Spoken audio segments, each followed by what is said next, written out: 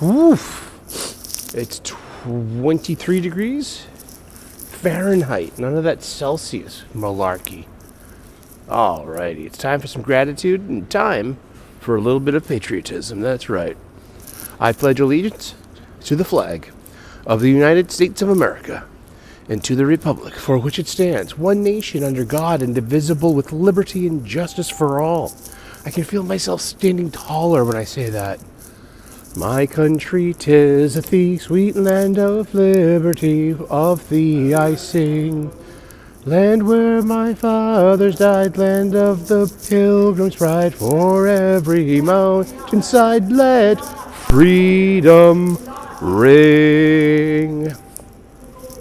Oh, say, can you see, by the dawn's early light, what so proudly we hailed at the twilight's last gleaming, whose broad stripes and bright stars through the perilous fight o'er the ramparts we watched were so gallantly streaming, and the rocket's red glare, the bombs bursting in air, gave proof through the night that our flag was still there. Oh, say, does that star-spangled banner yet wave o'er the land of the free and the home of the brave? All right, let's get it on. Let's do this. Good morning. Good morning. Buenos dias. It's 5:07 a.m. in the morning. Coming to you from Boston, Massachusetts, United States of America, North America, planet Earth, which is the third stone from the sun in the solar system, located in the outer spiral arm of this Milky Way galaxy, which is in our local group, the Virgo cluster, the Laniakea supercluster, the known universe, somewhere in the tapestry of the yet-to-be realized, unplumbed, and unfathomed multiverse of all possibilities. So welcome to Live and Learn, the Gratitude Show, first thing in the morning, where we format our day with gratitude and blessings, and a little bit of patriotism too. And also enjoy part of my commute together. It's first thing in the morning, taking the first train into town, and starting my day. Happy Wednesday. It's hump day. You know what I'm going to say? You better hump this day. List it. May hump you without your permission and consent. How you doing today? Good to see you. I see everyone showing up there. Like, wave your hand in the back if you can hear me. Can you hear me? Good. Just kidding. It's a February winter morning. It's cold. But at least it's not raining. At least it's not snowing. It's not windy. The sun hasn't risen yet. You gotta be careful. You know, I got reflective dots that I had to iron onto my jacket.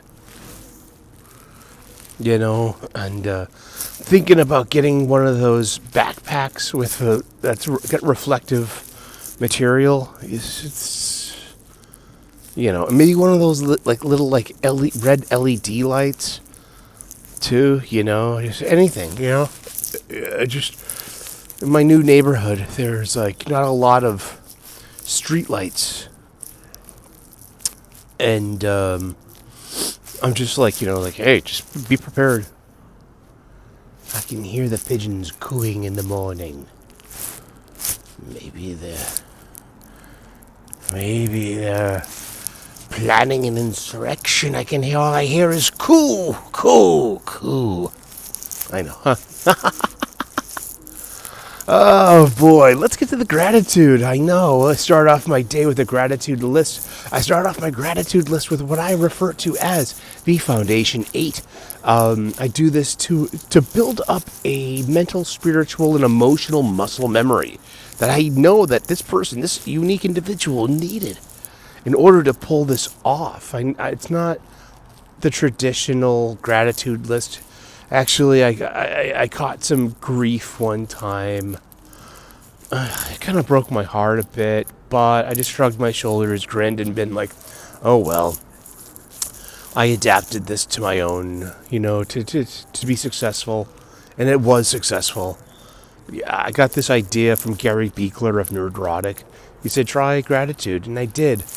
And it was so weird, because I believe in synchronicities, and you'd have to just be in tune and to be receptive to the signals out there. And, Gary was a guest one time on another show, and I never watched this guy's show. That actor guy who got gate kept for being conservative and and worrying about the Wu flu and the jabs and stuff. And Clifton Duncan, yeah. So Gary was on Clifton Duncan, and I tuned in, and it's like one of those moments where like, is he talking to me? Is he talking about me? Because I know that, people probably have come up to him and people like, hey, this guy Sully in Boston, he says that you give him a gratitude list. And, I do my thing with, I do the Foundation 8, and which are my family, my friends, my faith, my freedom, my health, my union job, a good night's sleep, and a solid breakfast. And from there, I elaborate and build on that. And so Gary was like, and he kind of looked at the camera and he was like, and gratitude, yeah, a gratitude list. You don't repeat the same things over and over again. And I was just like, is he talking to me? It was probably almost 2 years ago, I guess. I've been doing the gratitude list for 5 years now. And, yeah, But it's kind of like, I am an ordained minister. I am Reverend Eric O'Sullivan of the Universal Life Church of Modesto, California. It's a hokey, dubious internet ordination that I did at 5 minutes before midnight of April 1st, 1998. So it was literally the 31st of March still. And that fit in quite well with my sense of humor and the sense of humor I inherited from my beloved grandfather. Who April Fool's Day was he liked to just pull pranks and stuff. He was a joker. And so it's kind of like, this is like almost like a daily kind of sermon in a way, from this digital pulpit. Oh, here comes the train again. Yep, here it comes. Let's see your favorite part of the show, the morning train. Here you go. Let me get this in there. There you are.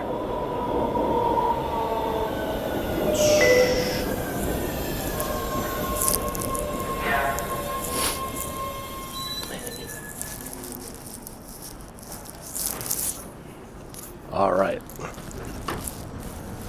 Let's get on the train. Oof.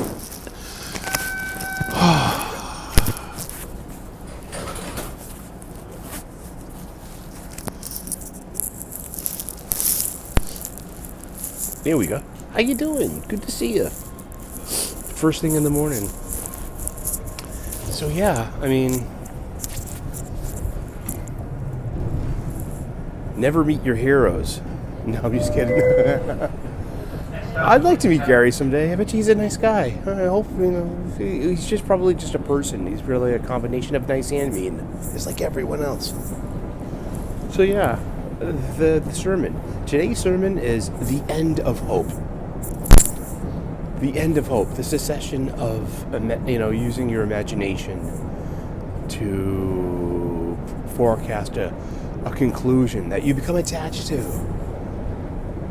Yeah. Hope is the same thing as worry. I have so much gratitude and blessings for this notion that I figured out on my own, in a way.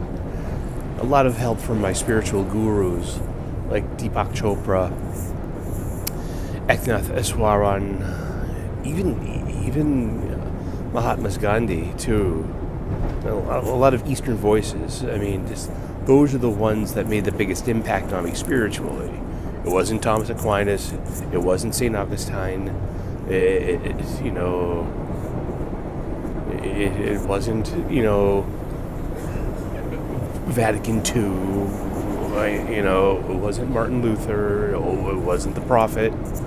It was Buddha. And voices from the Hindu tradition, and which became evolved into also the Buddhist tradition. But the one thing that the Buddhism really puts the finish on, puts a spin on, is attachment and how to let go of things, and how you're suffering, the world's suffering anyway. So if you're going to be attached to worldly things, you are basically attaching yourself to suffering, to more sufferings. So the more you're able to let go of things, not give up, but to cease your attachments, especially your attachments to the end result of the process, the phalam karma, the fruits of your actions. That's like a rider on all of these Buddhist things. And when you're all done with that, you have to be ready to let go of your expectation of the results. So that's where a lot of this comes from. I'm not saying that hope's a bad thing. Hope's a necessary thing. Hope's a human thing. Hope is a wonderful thing. But hope is one side of a coin. The other side of the coin, the same currency, the same buying power, is worry. Hope and worry are the same thing. They really are. What I've done is I've united hope and worry into a unit of power. I call it vision. And it allows you to assess threats and assess joys without being hung up on it or attached to them. You have to be aware of how a thing can go sideways, and then be prepared for unexpected things, such as, sure, you've built this thing, now let's put it upside down and see what nuts and screws fall out of it. That's necessary. That's part of the process. Are you going to get mad if you're like, oh shit, I didn't expect that, now or are you just going to adjust and be like, oh, well, let's do something about that? But the end of hope, hope is for children to be using, like, oh, let's hope for this. I have this thing is that I'm a professional chef, and I don't know how many times I've heard a chef or a manager say, oh, the delivery's coming, they told me it would be here by 9. We hope that we're hoping that they get here by 9:30. Don't use hope in a kitchen. With traffic patterns and weather being the way it is, and and the quality of work we get these days, like, how can you expect people to don't hope? You're just going to end up pissing yourself off and being pissed off and then be pissy. Your hope will turn to your dashed expectations, turn into anxiety and panic and into anger. And what is hope and what is entitlement? It's a big hill that we're climbing here. It's not a hill to die on. It's more of like... it's more of... how's it going? It's more of... it's a hill of beans? Cool beans, huh? So buttons, as Ma says. Oh, I hope I get better. Oh, I hope my team wins. Oh, so many things like that are out of your control, and you're placing energy and expectations, and also some kind of conditional exchange of, like, if this goes my way, I will be happy. If this doesn't go my way, I shall be sad. How about freeing yourself from both of that? There's a middle path, as Buddha says. Buddha says there's a middle path beyond hope, beyond worry, beyond joy, beyond sadness. There's a middle path. You can meet me there, where you have balance, where you have bliss, where you have grace, and where you have an equanimity. And it's a hard struggle because, anger, it can fuel you up. Hope can fuel you up, but these are temporary energy charge ups. And this energy is so, diffused after, the climax of the story, after the story peaks, you know what I mean? After you get to that focus point of expectation, of resolution. And if things don't go my way, I'm going to pout. And if things go my way, I'll be happy. I don't know. I don't have answers. All I have are more questions. But this is something I figured out. I used to put so much value into hope. And I've learned through failure after failure and dashed expectation after dashed expectation and for all the misery, depression. Now there's real depression, and then there's something like a failed expectation that just ruins your day. Those are two different things. True, honest, clinical depression is a beast. And it's often Next stop, JFK UMass. intersected with fucking things that you just... being pouty about something or being depressed. They're two different beasts. One's a beast, the other one's just it's a whining puppy. That's a metaphor.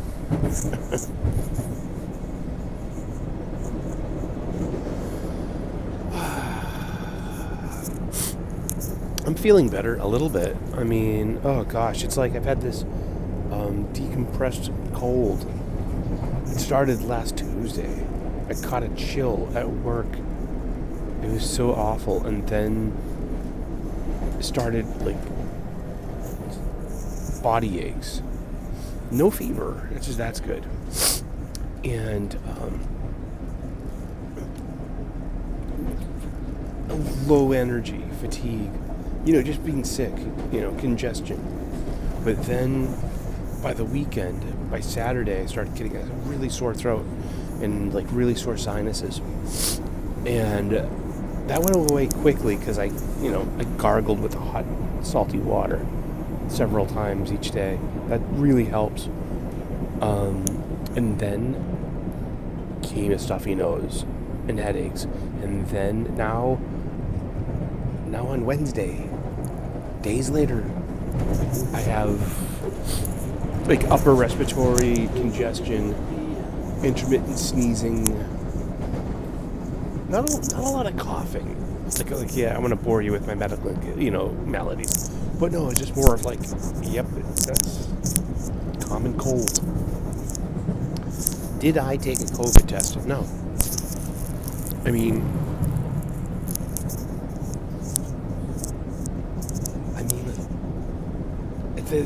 I think that COVID's a belief system at this point. I know. We were talking about it yesterday. I've had, genuinely, I had friends lose family members during COVID.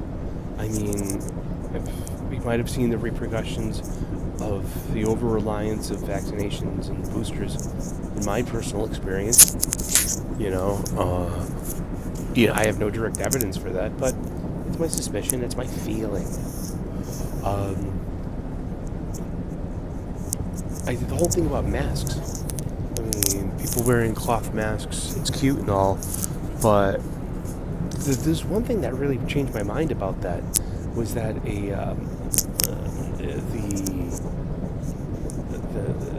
COVID virus is at times a magnitude smaller than a smoke particle, and you can't use a cloth mask or an N95 to protect you from smoke inhalation.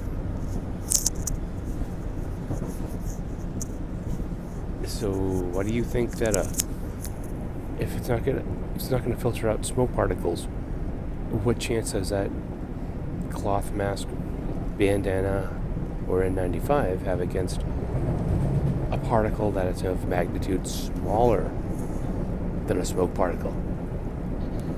I don't know. I don't have answers. All I have are more questions. But something like that shook my faith in the reliability of masks and the usage of them. Now, if you are sick, it's good because it captures saliva and mucus that could be accidentally projected from your face. Right. And those are contaminants.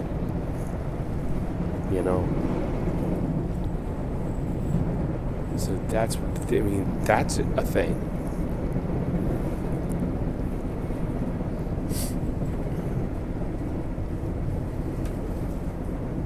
So, maybe you've had COVID all this time. I don't know.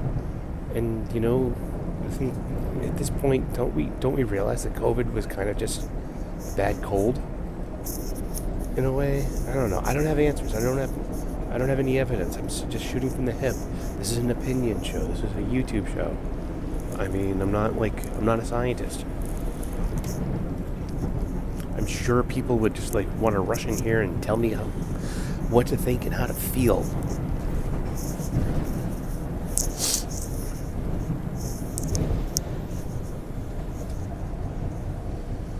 But the end of hope. Why hope? Why wrap up JFK UMass.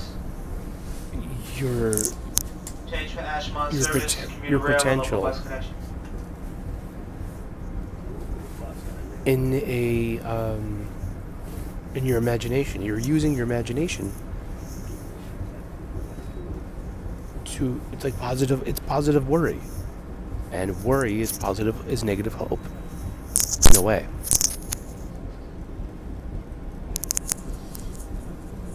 But letting go of that, it's more of having vision and knowing how things can go sideways, and having a plan, a tactic, and a strategy. That's fine. That's good. That's sensible. But to absolutely rely on an outcome. I've had so much misery in my life because of that. I really, I've been single so long, it hurts. I've been single so long, I shouldn't even tell anyone, because it just makes me look like a loser. It makes me feel like a loser. But you know how much hope I had in that? Of meeting someone, of the happily ever after, of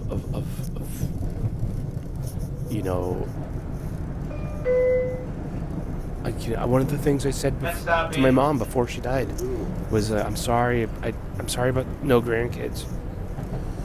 And she's like, that's all right, because some people don't have kids,